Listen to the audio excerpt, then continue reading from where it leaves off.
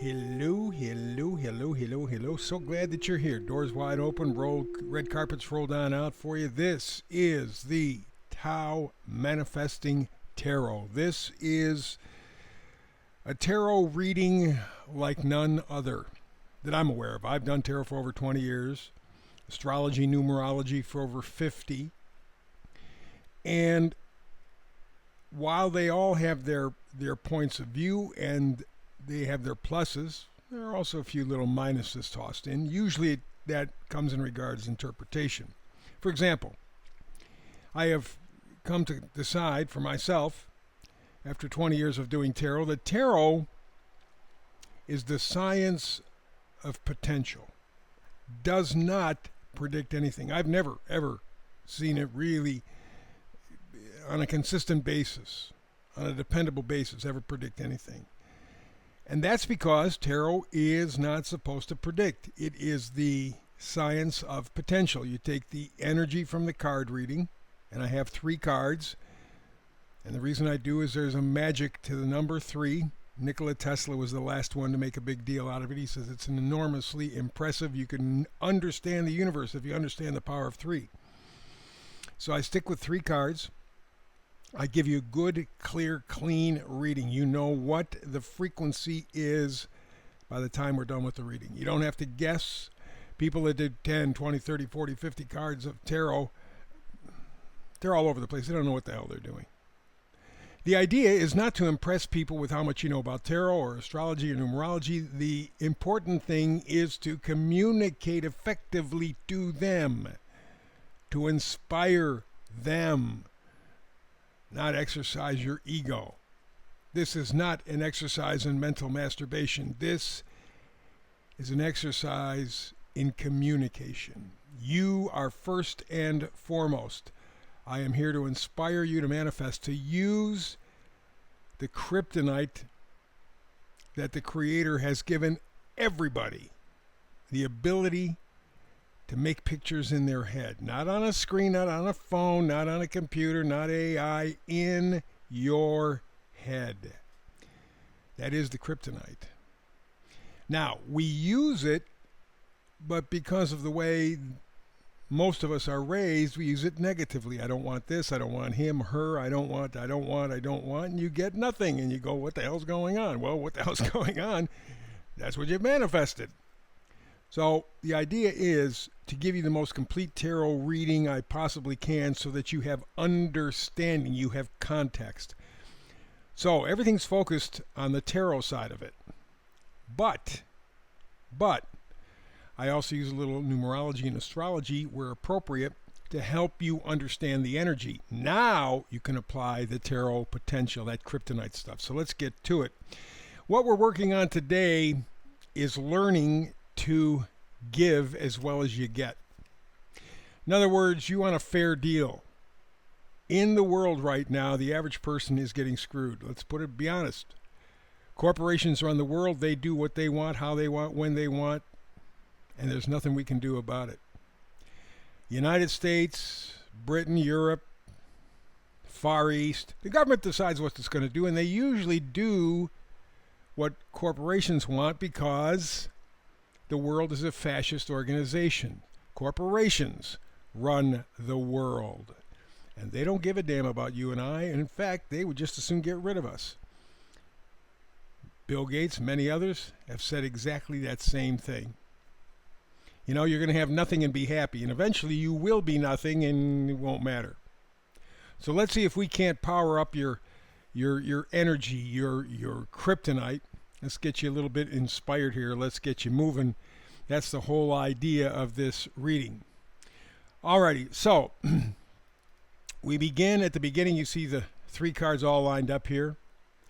On the left side, you see we got the manifesting message, and because of the astrology involved, when usable, at that point, we're talking karma, we're talking deja vu, we're talking about the energies from the past coming back. Like, for example, certain planets were in certain places when we signed the Constitution here in the United States, 1776.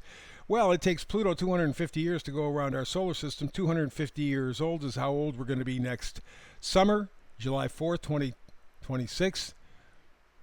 And look, we have those same major planets in the same exact position they were in 1776. We're in revolution. We're in evolution.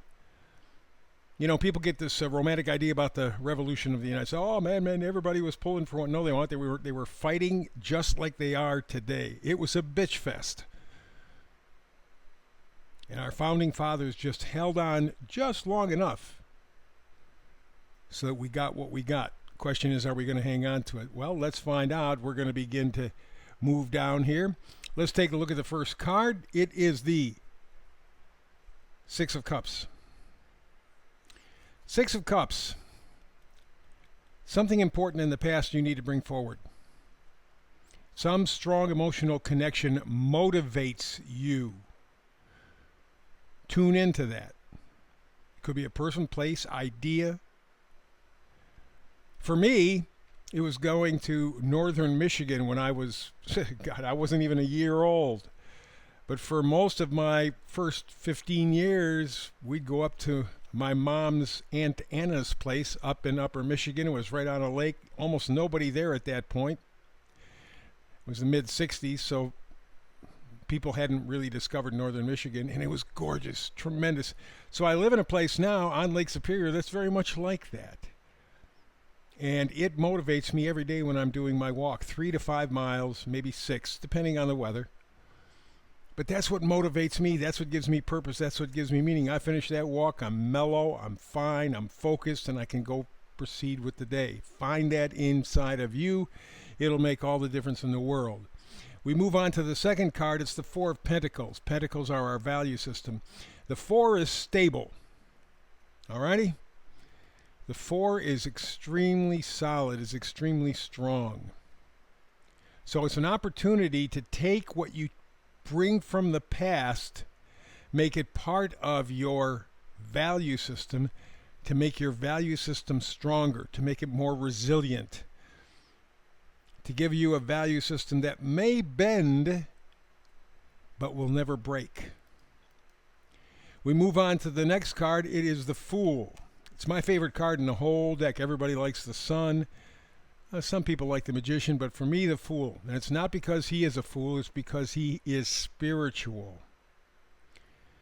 He understands that whatever you own owns you. You got a car? Great. You got to keep up with it. You got to put in oil. You got to put in gasoline or whatever the hell you got to do to maintain it. You got a house? God knows, man, systems break. You got to pay for them. You got a business. You got to take care of that. You got a family. You got to take care of them. Whatever you own owns you, and the Fool knows that. That's why he's got that little knapsack. That's all. And a positive attitude. Look at that sun right behind him. And he's on the cliff.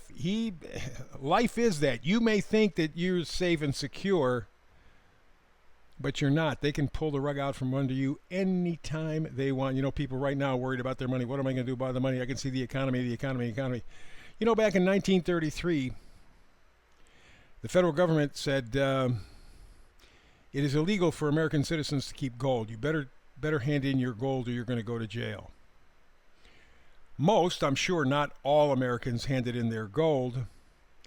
A year to two later, the government holding all the gold, which we now think may have been stolen out of Fort Knox, but that's a different story. Anyway, in 1933, 34, 35, the government increased the price of gold. It doubled that on them. They paid people about 15 to 20 bucks in 1933. 1935, it was selling for at least double that. They stole from them. They knew what they were doing. The big bankers did it. That was the point. That was the thing. So every day that you're alive is just like the Fool card, standing right on the precipice of something dramatic. Believe in your power of intention. Find that strong emotional contact that motivates. Reinforce from it your overall value system, and then believe in the power of intention. It's huge. Let's move on to the astrology. This is big stuff. Because right around this time, I looked at where the planets were, and right around this time we had some interesting things. Pluto in Gemini, 1668. Yeah, the Middle Ages, 1668. What happened was amazing, because it really was the seeding of Big Pharma. In 1668, apothecaries all around Europe began to spread. It was like in an organized manner. Apothecaries. They weren't selling drugs, they were selling natural herbs and remedies. But just that business idea of starting to spread apothecary, just like drugstores for 1668. Uranus and Aquarius in 1842, and for several years thereafter, they built on this. Instead of apothecaries, they now used patent medicine, and it became very useful during the Civil War with all the injuries and so on and so forth, and they really jumped up. And between the Civil War and 1900, there was this huge battle going on about bugs. Louis Pasteur fighting against Claude Bernard. Pasteur believed in bugs. Claude Bernard said, no, it's not the bugs, it's your bio environment. We call it the biome today. If your biome is not healthy, you're open to anything. Louis said, no, it's the bugs. So we can make drugs for the bugs. Companies like Merck and Bayer had already just begun, so they supported this bug idea. 1900 all the way up through the entire 1900s, we had Neptune in Capricorn, and what it did was took the idea of apothecaries to patent medicine, and they made big pharma. Insulin and penicillin were discovered after 1900. Insulin and penicillin, and from that they went, man, can we get rich? And indeed, they were very much right, and it has controlled negatively our health. But there again, it's a situation of going back in time, trusting yourself, trusting your past. Take and solidify your value system. Don't sell yourself short. Emotional connection, stronger value system, the power of intention. These are the tools that you have. So don't sell yourself short. Very, very important. That's the lesson for today. Trust yourself. Go for a fair deal. That's the energy. Fairness. I'll give as good as I get. So that's the reading for today. Back again tomorrow with another. I'm here every day, 365. Please like, subscribe, and share. Very, very important as we battle. And I mean every day. It's a battle through the internet.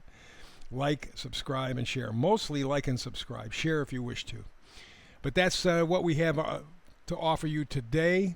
Again, back tomorrow as we continue to delve in and test and grow your manifesting ability, that kryptonite that every one of us has. Don't sell yourself short. There's no question about that. You got it. You got all that you need. So stay with it. So that's it for the moment. God bless you. Be well.